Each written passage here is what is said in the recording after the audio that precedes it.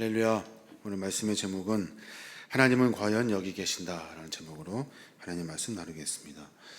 야곱이라는 이름의 뜻 여러분 아십니까? 야곱이라는 이름의 뜻은 발꿈치를 잡았다라는 의미로 붙여진 이름입니다. 발꿈치를 잡았다. 누구의 발꿈치를 잡았습니까? 에서의 발꿈치를 잡았죠.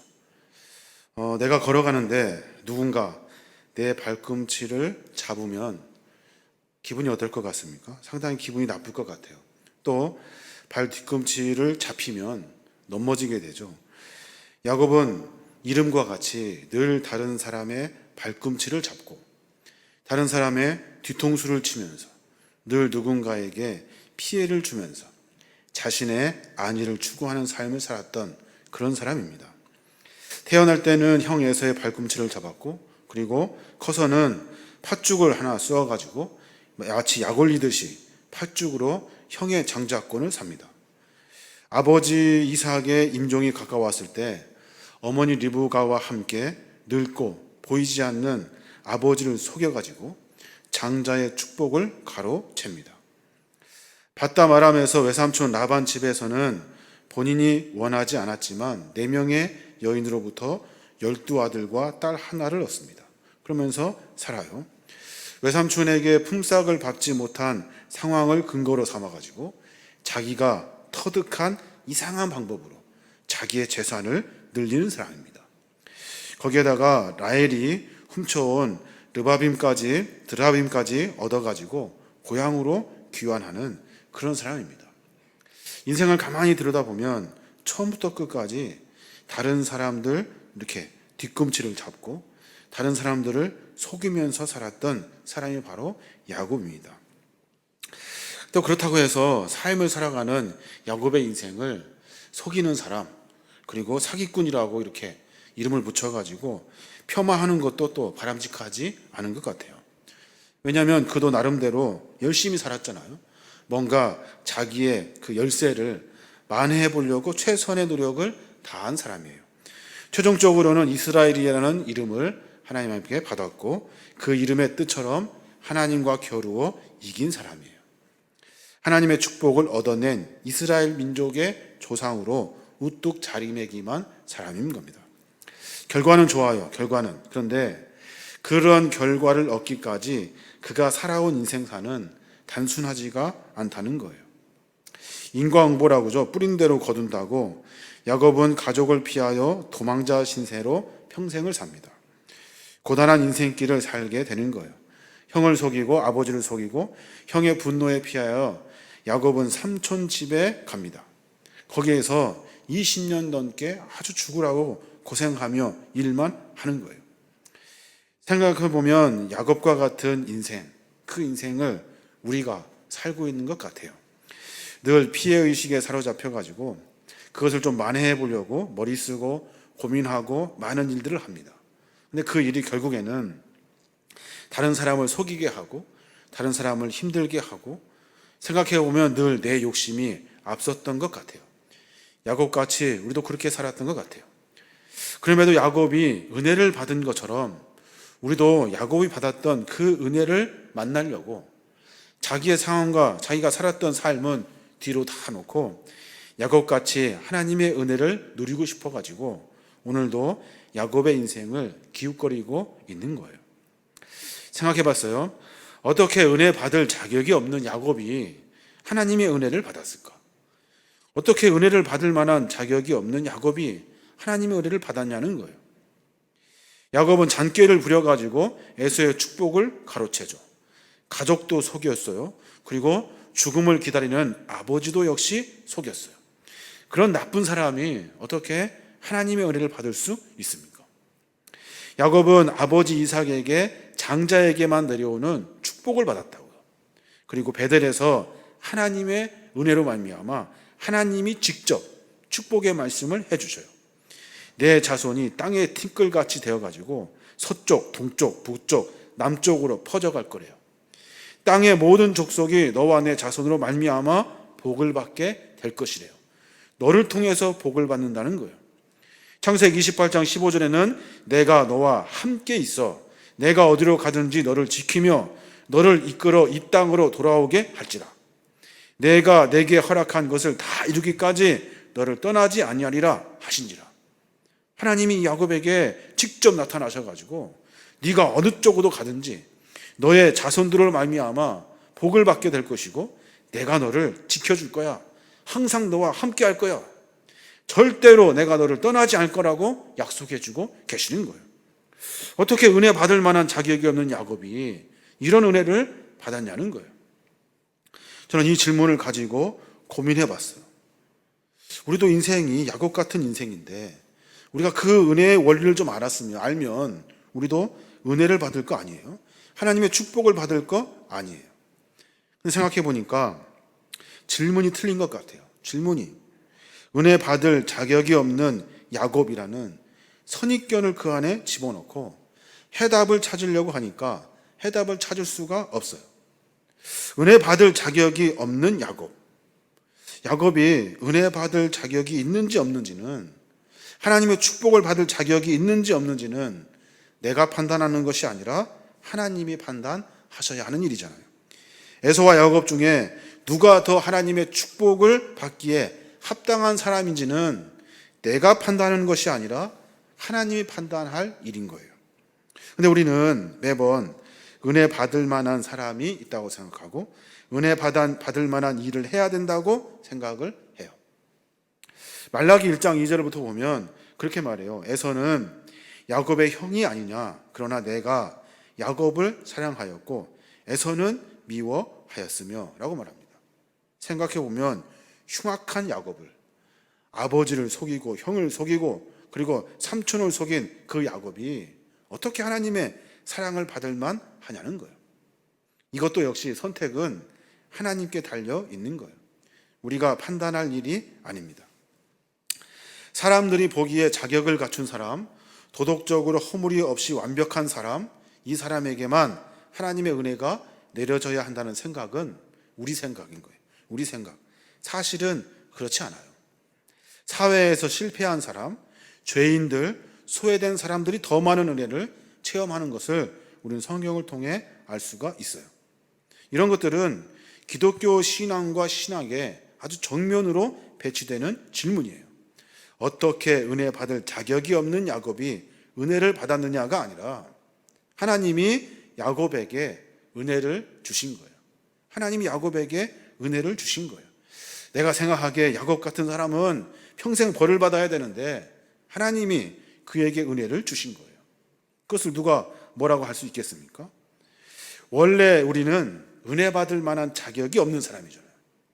내 자신을 한번 뒤돌아보니까 나는 은혜 받을 자격이 없는 사람이에요. 우리의 공로로 어떤 하나님의 은혜를 받을 만한 사람이 아닌 거예요. 우리는 형편없어요. 보잘것없어요. 우리는 죄인이라고요. 근데 하나님 우리를 사랑하셔서 우리에게 은혜를 베풀어 주신 거예요. 예수 십자가의 은혜로 죽을 수밖에 없는 우리가, 죄인인 우리가 삶을 다시 살게 된 거예요. 내가 어떻게 한 것이 아니라 하나님이 나에게 찾아와 주셨고 하나님이 나에게 은혜를 베풀어 주신 거예요. 세상 사람들이 볼 때는 형편없어요. 죄인이에요. 아무것도 아닌 것이 하나님의 은혜를 받고 사는 거예요. 이게 바로 신앙인들의 고백이 되어야 하는 거예요. 신앙인에게 은혜를 주시기로 결정하는 분은 하나님이셔요. 근데 우리는 우리가 뭘 해야 은혜를 받을 것이라고 생각을 해요. 은혜를 받아 마땅하다고 판단하시는 분도 하나님이셔요. 누구도 하나님의 판단과 결정에 의의를 제기할 수가 없어요. 그러니까 우리가 매번 살아가면서 내 의지로 내가 하고 있는 어떤 양과 분량과 내 생각으로 하나님의 은혜를 받는 것이 아니에요. 어느 순간 갑자기 하나님이 나에게 은혜를 베풀어 주시는 거예요. 우리는 야곱 같은 사람에게 은혜를 베푸시는 하나님을 찬양하고 감사할 수 있어야 돼요. 왜 그렇습니까? 나 같은 사람도 은혜 받을 수 있거든요. 나 같은 사람도 은혜 받을 수 있다는 거예요. 야곱처럼 축복 얻기 위해 수단 방법 가리지 않고 살아가지고 우리 모두가 다 은혜를 받자 하는 것이 성경의 가르침이 아니에요.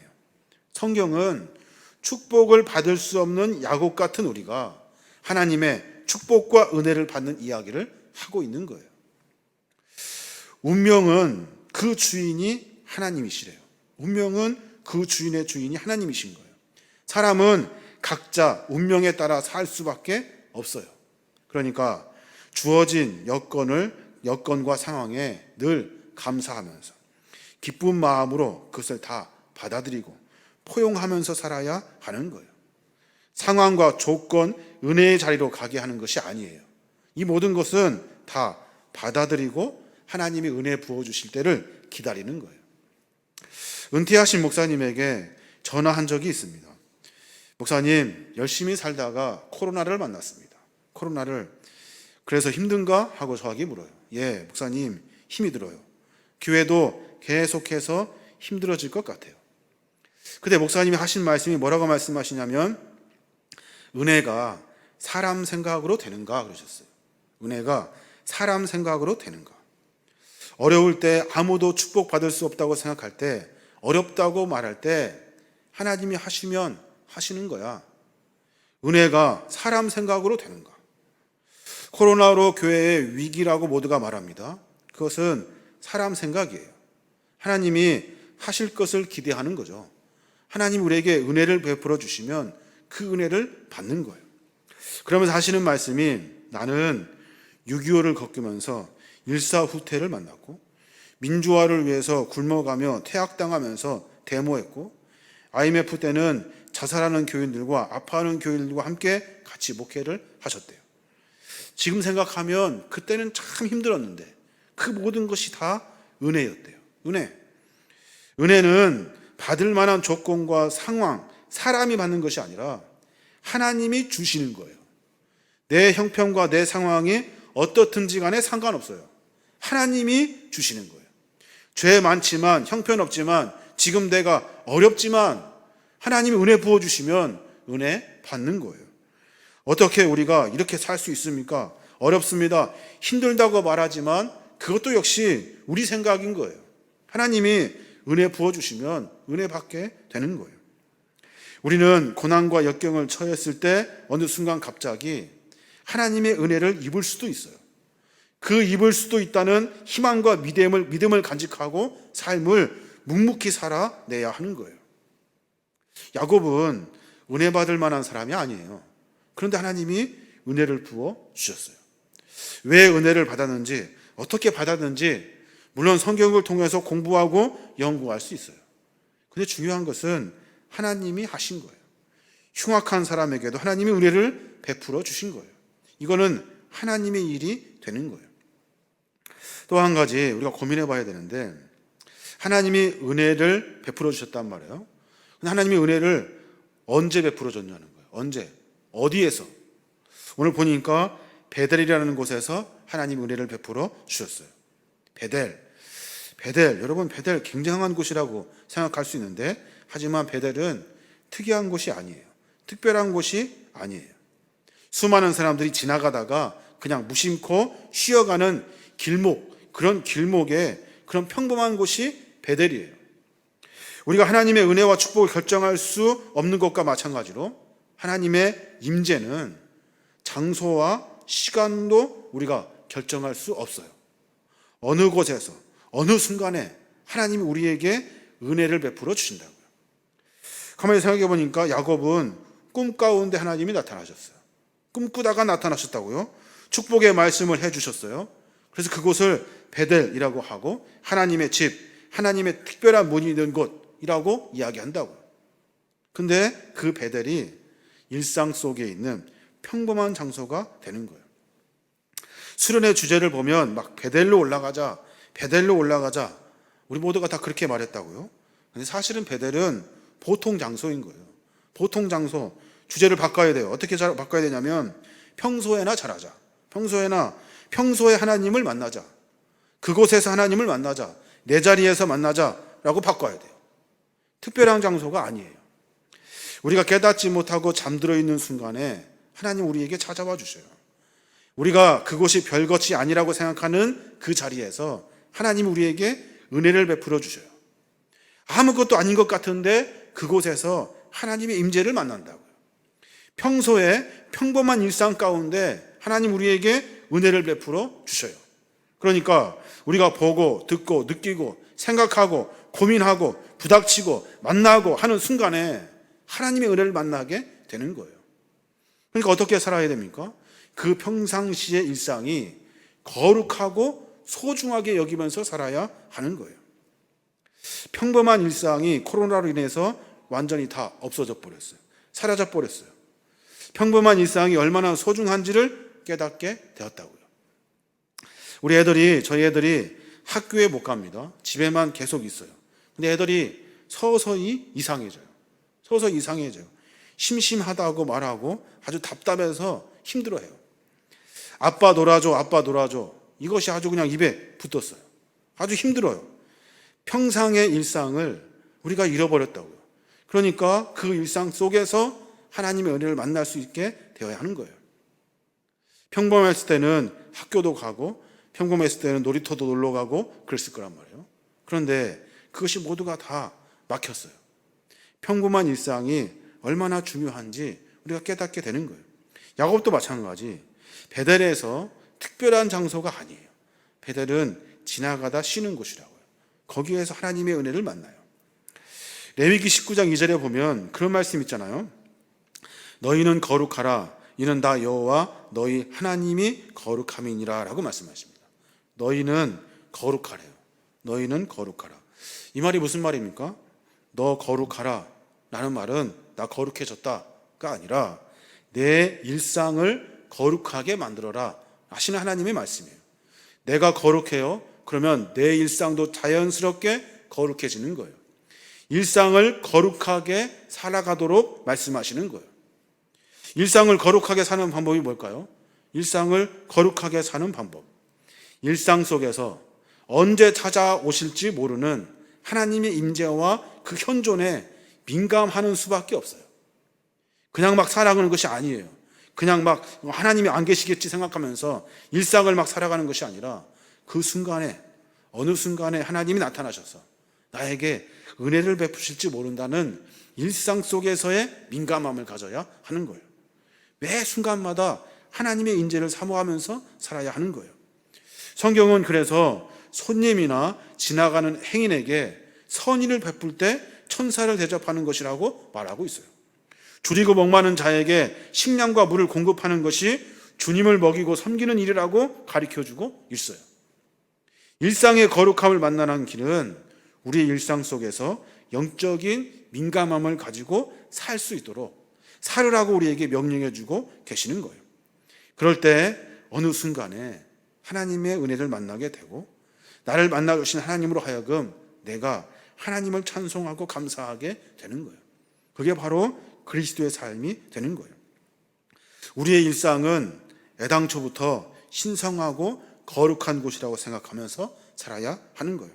삶의 모든 영역을 다 거룩하게 여기면서 살아야 하는 거예요. 그래야 평범한 일상이 하나님을 만나는 아주 특별한 장소가 되는 거예요. 야곱이 뭐라고 이야기합니까? 창세기 28장 16절에 그렇게 말해요. 야곱은 잠이 깨어 이르되 여호와께서 과연 여기 계시거늘 내가 알지 못하였도다. 이 말이 무슨 말이에요? 거기 그 자리에 하나님이 계신 것을 몰랐다. 이 이야기가 아니에요. 하나님이 나와 늘 언제나 함께 하셨다는 사실을 내가 이제야 깨닫는구나 라고 말하고 있는 거예요. 하나님은 우리의 일상 속에 계시는 거예요. 우리와 늘 언제나 함께 계셔요. 그런데 우리는 그것을 다 잃어버리고 살아요. 이 순간에는 하나님이 없을 것이라고 생각해요. 아니, 아예 생각도 못해요. 근데 하나님은 우리의 일상 속에 함께 계시는 분이셔요. 우리가 삶 가운데 하나님이 여기 계시는구나. 하나님이 이곳에 계시는구나. 나와 함께 계시는구나. 이 고백이 우리 안에 있어야 되고 이 고백으로 하여금 삶을 만들어낼 수 있어야 하는 거예요. 조금 더 고민해 봤어요. 우리가 살아가면서 우리가 그냥 그렇게 하나님이 계시다라고 느끼는 것보다 우리 말고 다른 사람들이 우리를 보고 하나님이 우리 안에 함께 계시는구나.